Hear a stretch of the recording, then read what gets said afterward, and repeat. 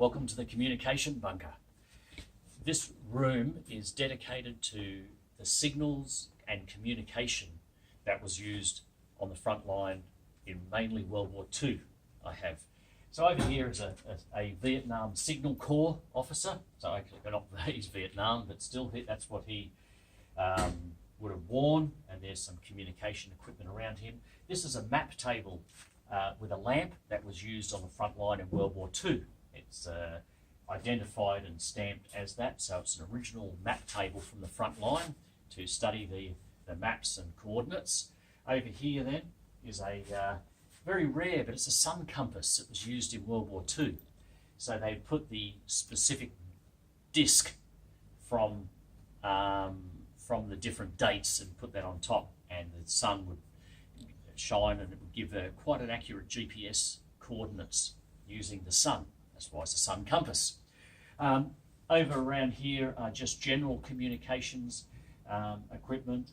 There is a mobile telephone. There's the Willys Jeep communication equipment, and then a bit of Vietnam equipment over there as well. So you have quite an array of communication gear that was used.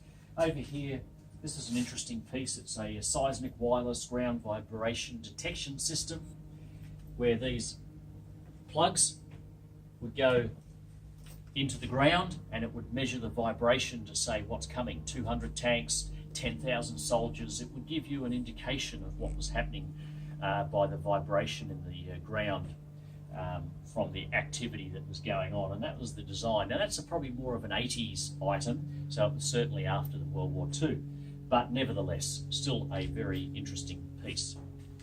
Over here, this is called a Storpedo. This is a beautiful piece. It's made with cardboard. It's fairly rare.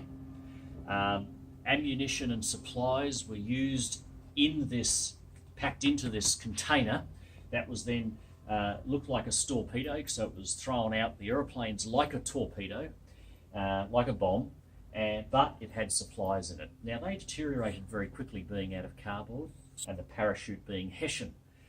It was designed to disintegrate or to get rid of very, very quickly, but this one is a survivor of that, and there it is, a beautiful, original, old World War II Storpedo.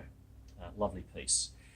Just over here to finish off this corner, this is a kerosene overalls used in World War II, mainly by the flamethrowers in the day, but nevertheless it's a waxy canvas that is a fire retardant.